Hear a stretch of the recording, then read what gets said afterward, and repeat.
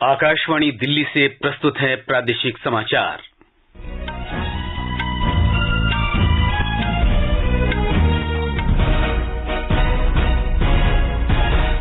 दिल्ली सरकार ने औद्योगिक प्रदूषण को नियंत्रित करने के लिए 33 टीमों का गठन किया। न्यायमूर्ति प्रशांत कुमार मिश्रा और केवी विश्वनाथ को उच्चतम न्यायालय के न्यायाधीश की शपथ दिलाई गई। दिल्ली पुलिस ने बाहरी दिल्ली के मंगोलपुरी क्षेत्र में एक फर्जी कॉल सेंटर पर छापा मारकर 13 आरोपियों को गिरफ्तार किया। अखिल भारतीय आयुर्विज्ञान संस्थान एम्स नई दिल्ली में विश्व रेटिनोब्लास्टोमा सप्ताह मनाया जा रहा है और रेलवे यात्रियों की सुविधा के लिए गर्मी के मौसम में विशेष रेलगाड़ियां चला रहा है।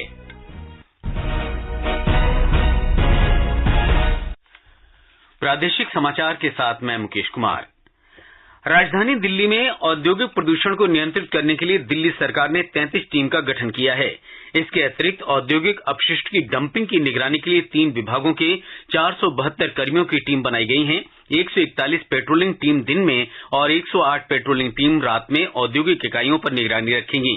ये निर्णय पर्यावरण मंत्री गोपाल राय की अध्यक्षता में विभिन्न एजेंसियों के साथ आयोजित एक समीक्षा बैठक में लिया गया। बैठक में श्री राय ने बताया कि दिल्ली के 1721 पंजीकृत औद्योगिक इकाइयों को पाइप नेचुरल गैस पीएनजी में परिवर्तित कर दिया गया है।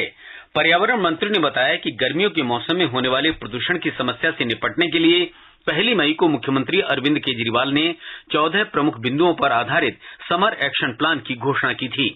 उन्होंने बताया कि समर एक्शन प्लान के अंतर्गत दिल्ली में वायु प्रदूषण में और सुधार लाने के लिए कार्य शुरू हो गया है। श्री राय ने बताया कि 33 टीमें औद्योगिक इकाइयों के लगातार निरीक्षण के कार्य में तैनात की गई हैं, जो औद्योगिक इकाइयों के बारे में अपनी रिपोर्ट पर्यावरण विभाग को देंगी। न्यायमूर्ति प्रशांत कुमार मिश्रा और केवी विश्वनाथ को आज उच्चतम न्यायालय के न्यायाधीश के रूप में शपथ दिलाई गई। मुख्य न्यायाधीश डीवाई चंद्रचूड़ ने उन्हें शपथ दिलाई। इसके साथ ही उच्चतम न्यायालय में न्यायाधीशों की स्वीकृत संख्या 34 पूरी हो गई है। न्यायमूर्ति दिनेश महेश्वरी और एमआर शाह के सेवानिवृत्त होने के बाद न्यायाधीशों की संख्या घटकर 32 रह गई थी। मुख्य न्यायाधीश डीवाई चंद्रचूड़ की अध्यक्षता वाले कॉलेजियम ने 16 मई को नए न्यायाधीशों के नाम की सिफारिश की थी, जिसे सरकार ने स्वीकार कर लिया था और कल उनकी नियुक्ति की अधिसूचना जारी की। केवी विश्वनाथ ऐसे 10वें अधिवक्ता हैं जिन्हें सीधे अधिवक्ता से न्यायाधीश बनाया गया है। उन्होंने भारतीय आर्य विश्वविद्यालय से कानून की डिग्री प्राप्त की है और 1988 में तमिलनाडु बार काउंसिल के सदस्य बने थे। न्यायमूर्ति प्रशांत मिश्रा इससे पहले आंध्र प्रदेश उच्च न्यायालय के मुख्य न्यायाधीश थे। न्यायमूर्ति मिश्रा के नाम की सिफारिश करते समय कॉलेजियम ने यह भी बताया कि उच्चतम न्यायालय के मौजूदा ढांचे में छत्तीसगढ़ उच्च न्यायालय का प्रतिनिधित्व नहीं है। लोक निर्माण विभाग मंत्री आतिशी ने आज पंजाबी बाग और राजा गार्डन के बीच बन रहे 2 नए फ्लाईओवर के निर्माण कार्यों का निरीक्षण किया। इस दौरान उन्होंने अधिकारियों को निर्देश दिए कि लोगों को ट्रैफिक की समस्या न हो, इसलिए मोतीनगर फ्लाईओवर के निर्माण की रफ्तार को बढ़ाया जाए और निर्माण कार्य दिसंबर के बजाय अक्टूबर में पूरा कर लिया जाए। इस परियोजना के अंतर्गत मोतीनगर में 3 लेन और ईएसआई मेट्रो स्टेशन से क्लब रोड के बीच 6 लेन के नए फ्लाईओवर का निर्माण किया जा रहा है। इसके अलावा पैदल यात्रियों के लिए 2 नए सबवे और 1 फुटओवर ब्रिज भी फ्लाईओवर के साथ ही बनाया जा रहा है। आतिशी ने बताया कि इन फ्लाईओवरों के बनने से वर्ष भर में 1.60 लाख टन कार्बन गैस का उत्सर्जन कम होगा और सालाना 18 लाख लीटर ईंधन की बचत के साथ हर वर्ष जनता की 200 करोड़ रुपए बचेंगे। राष्ट्रीय अन्वेषण अभिकरण एनआईए ने कनाडा स्थित सूचीबद्ध आतंकवादी अर्शदीप ढल्ला से 2 करीबियों को आज गिरफ्तार किया। इन वांछित आरोपियों को इंदिरा गांधी अंतर्राष्ट्रीय हवाई अड्डे से गिरफ्तार किया गया, जब वे फिलीपींस से मनीला से दिल्ली पहुंचे थे। इन दोनों की पहचान अमृतपाल सिंह उर्फ एमी तथा अमरीक सिंह के रूप में की गई है। ये दोनों पंजाब के रहने वाले हैं। देश में प्रतिबंधित गुटों की अवैध और हिंसक गतिविधियों से जुड़े मामलों में इन दोनों आरोपियों के खिलाफ एनआईए की दिल्ली अदालत ने गैर जमानती वारंट जारी किया था। इनके खिलाफ पंजाब में भी कई आपराधिक मामले दर्ज हैं। एनआईए ने भारतीय दंड संहिता की विभिन्न धाराओं तथा गैर कानूनी गतिविधि रोकथाम अधिनियम के अंतर्गत पिछले वर्ष 20 अगस्त को स्वतः संज्ञान लेते हुए मामला दर्ज किया था। प्रादेशिक समाचार आप आकाशवाणी दिल्ली से सुन रहे हैं। ताजा समाचार जानने के लिए आप हमारी वेबसाइट newsonair.com पर लॉगिन कर सकते हैं। प्रधानमंत्री नरेंद्र मोदी के नेतृत्व में केंद्र सरकार इस महीने अपने कार्यकाल के 9 वर्ष पूरे करने जा रही है। आकाशवाणी समाचार इन वर्षों में सरकार की उपलब्धियों के बारे में विशेष श्रृंखला प्रसारित कर रहा है। आज हम जनधन, आधार और मोबाइल यानी जैम पहल की बात कर रहे हैं। इसके जरिए लोगों के जनधन खातों, मोबाइल नंबर और आधार को जोड़ना है ताकि सब्सिडी का लाभ सीधे लाभार्थियों के बैंक खातों में पहुंचे। ये विश्व के सबसे बड़े वित्तीय समावेशन प्रयासों में से एक है। इस योजना की शुरुआत प्रधानमंत्री नरेंद्र मोदी ने अगस्त 2014 में की थी। प्रधानमंत्री ने बताया कि इस व्यवस्था से कई योजनाओं और कार्यक्रमों में पारदर्शिता आई है। पिछले दिनों मैं सोच रहा था, हमने डीबीटी के द्वारा करीब 27 लाख करोड़ रुपए नीचे लोगों में पहुंचाया है। अगर उस हिसाब से देखता तो 27 लाख करोड़ में से करीब 16 लाख करोड़ कहीं चले गए होते। आज जनधन, आधार, मोबाइल की ट्रिनिटी से हर लाभार्थी को उसका पूरा हक मिल रहा है। इस व्यवस्था से 8 करोड़ से अधिक फर्जी लाभार्थी सिस्टम से बाहर हुए हैं। जो बेटी पैदा नहीं हुई वो विधवा हो जाती थी और विधवा पेंशन चलता था। डीबीटी से देश के करीब 2.25 लाख करोड़ रुपए गलत हाथों में जाने से बचे हैं। जनधन, आधार और मोबाइल यानी जैम की त्रिशक्ति ने देश में न केवल वित्तीय समावेशन की पूरी अवधारणा को बदल दिया है, बल्कि प्रत्यक्ष लाभ अंतरण प्रणाली का एक मुख्य उत्प्रेरक भी बनी है। इसके जरिए सरकारी योजनाओं का लाभ सीधे वास्तविक लाभार्थियों के बैंक खातों में पहुंच रहा है। फिलहाल सरकार प्रत्यक्ष लाभ अंतरण व्यवस्था का उपयोग 53 मंत्रालयों की 312 योजनाओं के लिए कर रही है। इसके तहत लगभग 29 लाख करोड़ रुपए सीधे वास्तविक लाभार्थियों के बैंक खातों में भेजे गए हैं। एक अनुमान के अनुसार प्रधानमंत्री जनधन योजना के अंतर्गत 48 करोड़ 99 लाख लाभार्थियों की मूल बैंक खातों में कुल जमा राशि 1 करोड़ 97 लाख रुपए से अधिक है। इन लाभार्थियों में 27 करोड़ 22 लाख महिलाएं हैं। समाज के वंचित समूहों को इस वित्तीय व्यवस्था में शामिल करके योजना ने देश के लाखों लोगों के जीवन और भविष्य को बेहतर कर दिया है। संजीव जसरोटिया की रिपोर्ट के साथ समाचार कक्ष से प्रियंका अरोड़ा। दिल्ली पुलिस के विशेष दस्ते ने बाहरी दिल्ली के मंगोलपुरी इलाके में चल रहे एक फर्जी कॉल सेंटर पर छापा मारकर 13 आरोपियों को गिरफ्तार किया है।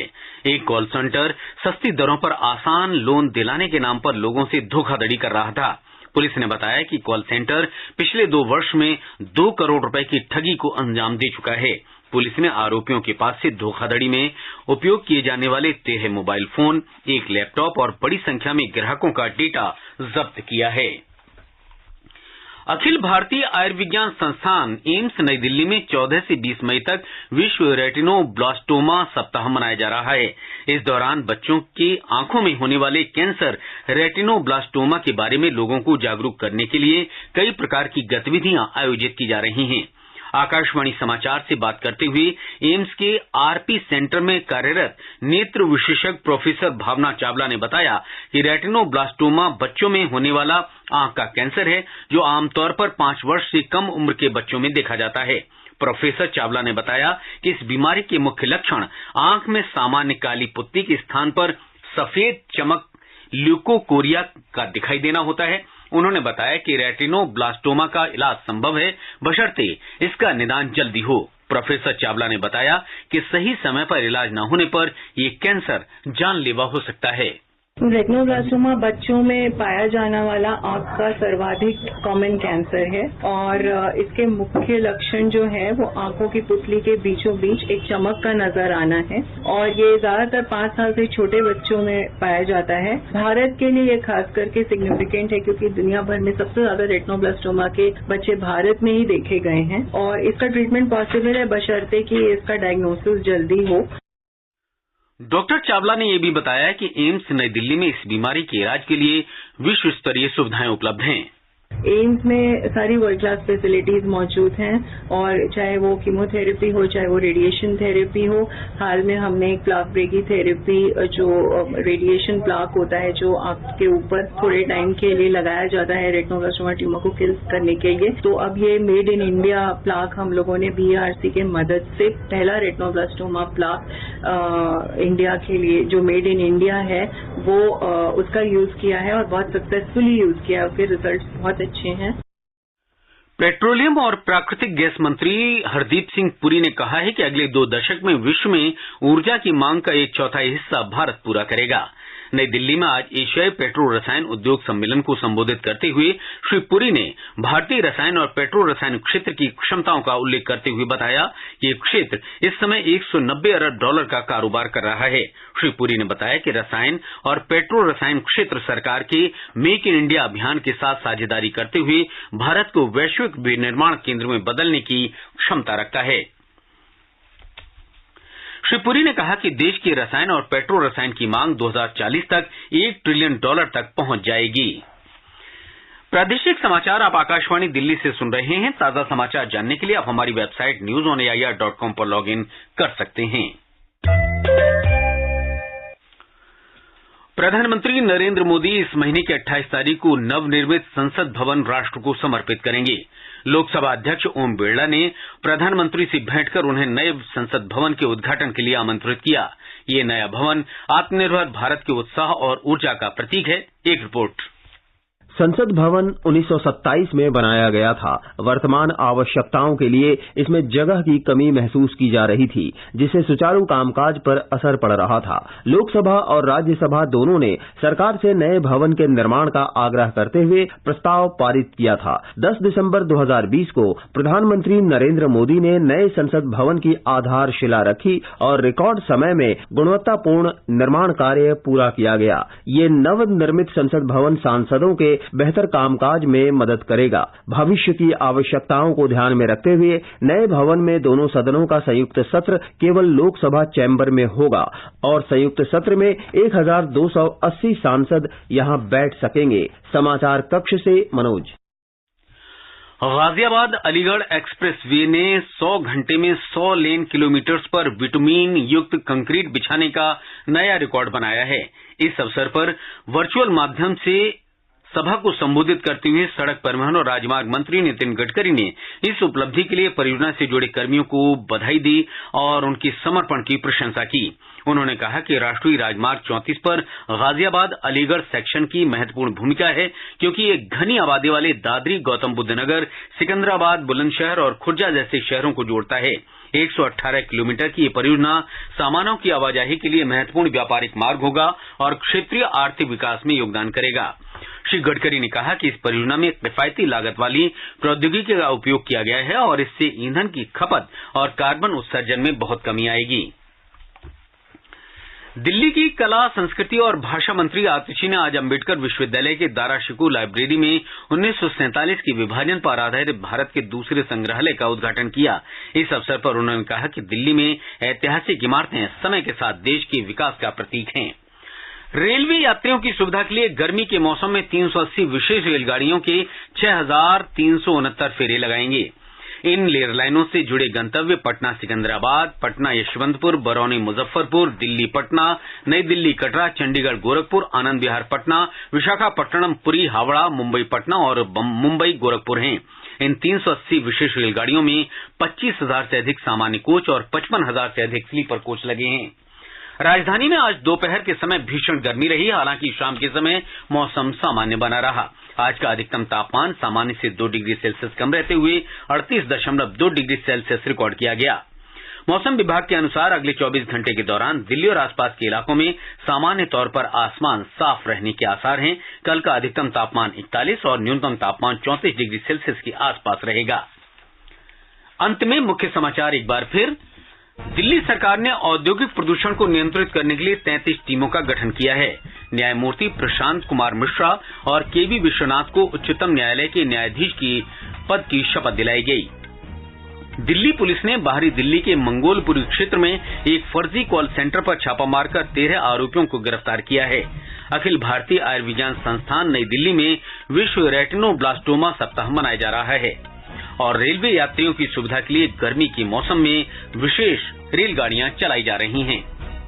इसके साथ ही प्रादेशिक समाचार बुलेटिन समाप्त हुआ। नमस्कार।